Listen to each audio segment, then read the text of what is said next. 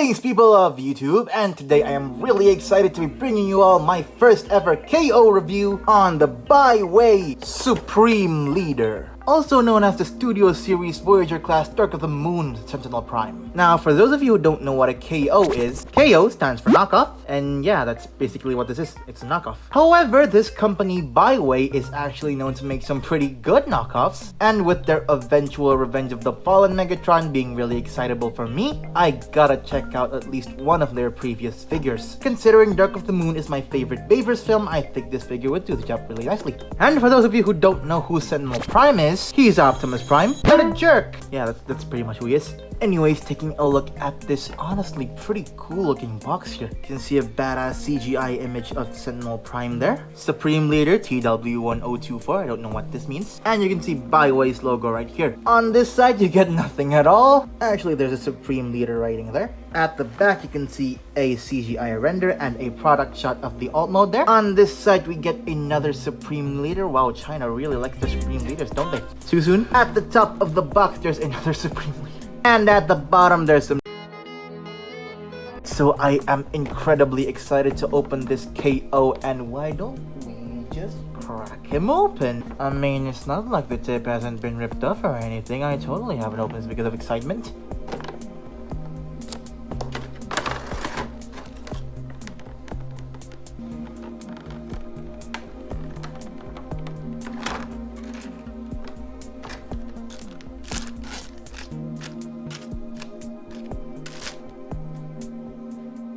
And here's the Baiwei Supreme Leader out of his packaging, and my gosh, this thing is so impressive. For a knockoff, the quality of this thing is incredible. Not to mention it comes with like a bajillion accessories that the original figure never came with. However, I do still have a couple of issues, this being one of them, but none of them are detrimental enough to knock this figure down for me. I absolutely love this thing, just getting that right out of the gate. And you know what? We might as well cover my favorite part about this knockoff, which would be his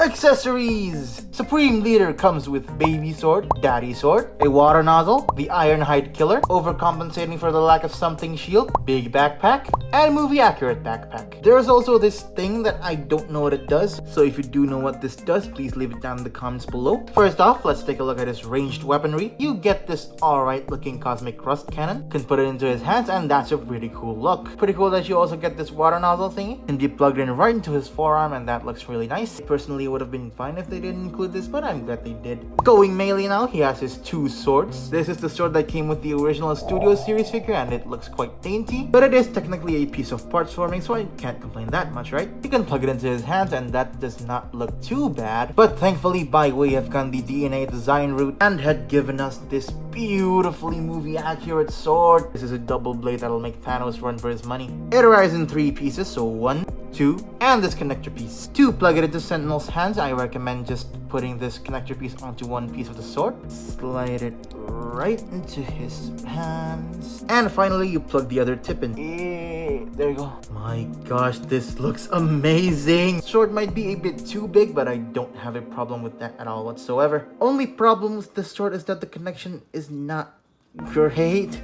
Flick it and it'll come off. Also, you want to make sure to not lose this connector piece. And of course, you can position the hand however you like. But what good is a sword if he doesn't come with a shield? Simply plug this long ass bag into his hands, and he also looks amazing holding this. Oh my gosh, I cannot describe how much I love how this looks. Again, these weapons might be a bit too big, but I really don't care. They look amazing nonetheless. And finally, to complete the Sentinel Prime look, you can plug in this backpack, which attaches via a mushroom peg. Slide it down like so. And this is what the original Studio Series figure had, and this does not look too bad. But while we're at it, I'm going to take this off and put in this movie accurate cape assembly. Insert this assembly like usual, and my gosh, this looks any Dark of the Moon fan will salivate looking at this. Not that I'm a Dark of the Moon fan. What the hell are you talking about?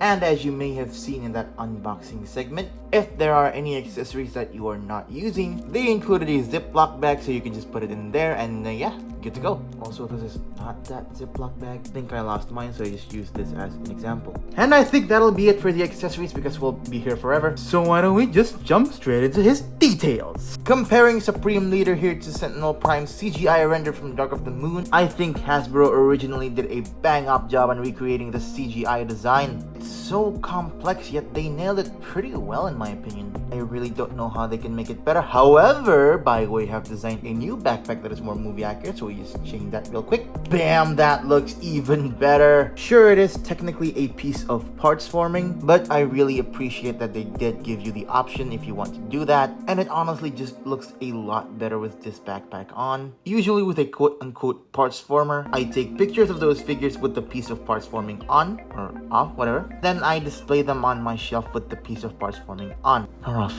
whatever. Case in point, this 86 RC figure. She's got a removable lower backpack, and I take pictures of this figure whilst that lower backpack is removed, yet I display this figure with that lower backpack on. I could just easily do that with Sentinel Prime here, just take pictures of him with this cape on and display him with this backpack on. I think this figure just looks too cool with this. I legit might actually display him like this. I really don't know yet. I'll leave some turnaround footage here so that you guys can decide yourselves on what kind of backpack you want to use in your display. And now taking a close look at his pretty cool head sculpt with focus. I've been told that this head sculpt is actually different from the actual Studio Series one, but I don't think it matters that much. It still looks pretty good. Just hear Leonard Nimoy screaming in agony. Now taking a nice close look at the rest of this figure, I think it all looks immaculate. The sculpting is really intricate, the paint precision is spot on. I just don't have that many qualms with the way this figure is sculpted. I do have a couple of issues though, one of them being these...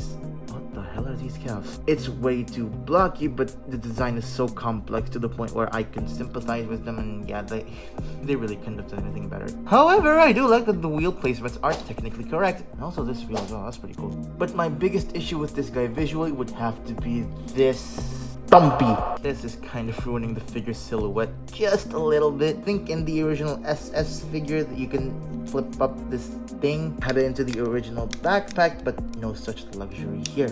I mean, thing has some other luxuries. Also worth noting that these hip skirts are not folded out when out of the box, and it honestly doesn't even look that different with these things not folded out. So the majority of my pictures will have these things folded in. So I think I'm gonna just end that here and say that sculpt, paint, 9 out of 10. But his solidity is pretty good as well. This being a knockoff, I expected some incredibly loose joints, but no.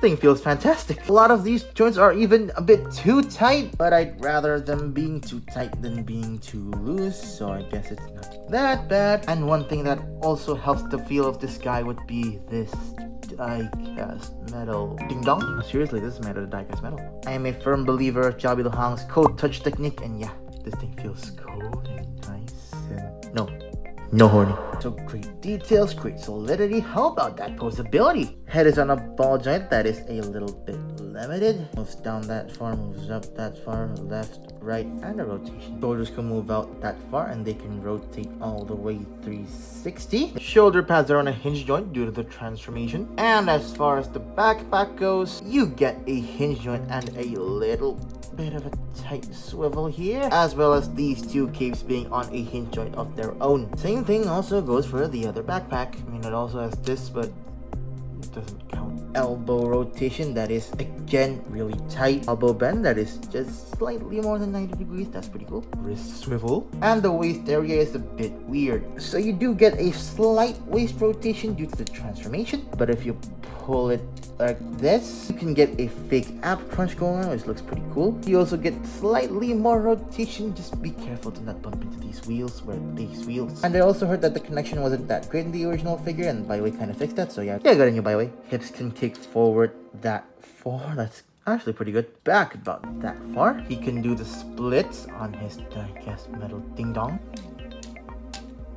I'm 19 years old, I'm better than this. Anyways, you get a knee swivel that is tight. A knee bend that is quite a lot actually. And then finally for the ankles, move down. And that's it. Granted, these are on ball joints, but they don't work for shit in this mode. So yeah, just a little bit of down movement is all you get. So posability wise, this guy is not outstanding, but I still can get him in a lot of dynamic poses, especially with that sword. And it's especially fun posing this guy with some other Dark of the Moon characters, and we shall see those characters in these size comparison shots. Here's Supreme Leader aka Sentinel Prime next to the man he killed, Ironhide. I shot at him as he at me and killed him in his place. Yes, I'm an English literature kid. Here he is next to the Studio Series Dark of the Moon Bumblebee, and these look great. Here he is next to the Studio Series 86 Rumble. Why the hell did I compare this thing to Rumble? Well, I would just like to say that in my country, these two cost the same. I swear it's not a slight against Hasbro, it's just to put things into perspective on how much worth it this figure is. This thing's still pretty cool though, I really like the thing. Comparing him to a regular 6-inch scale figure, we have the Marvel Legends Mr. Knight. And finally, Transformers Studio Series 05 Optimus Prime. I know this is technically Optimus from Revenge of the Fallen, but I still think these two look right fighting each other. I had such a blast with them. Now we come to the transformation, which is very,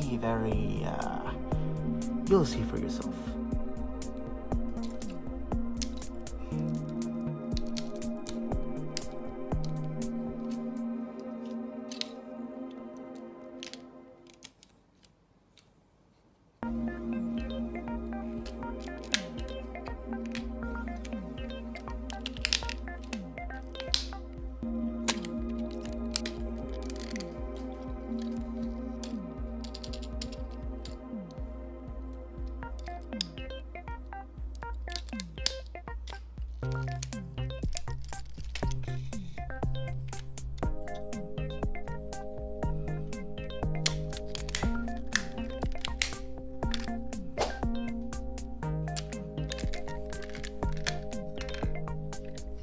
That transformation process took longer than I expected, but anyways, here's Supreme Leader aka Sentinel Prime in his not officially licensed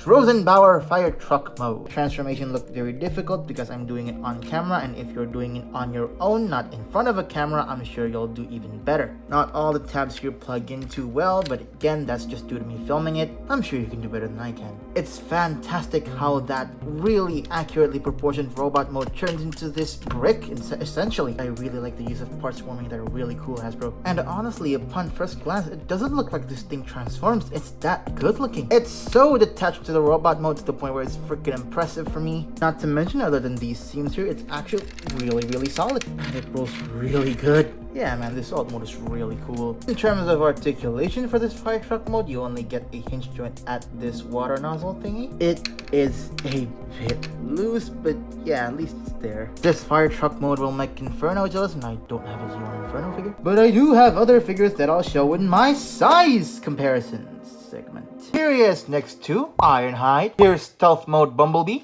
Mr. Knight, and finally, Optimus Prime. Even in vehicle mode, these two look great next to each other. And now we come to the moral dilemma of buying a knockoff. For those of you who are worried that the people whom originally created this wouldn't get paid for their work or whatever, just consider that this particular mold here is no longer officially on sale. And if you buy this thing for ridiculous prices online, you'll only be giving money to those scalpers, and that is not a good thing because that will encourage them to do more scalping. With all that being said, I still gotta commend Hasbro for what they did. No matter what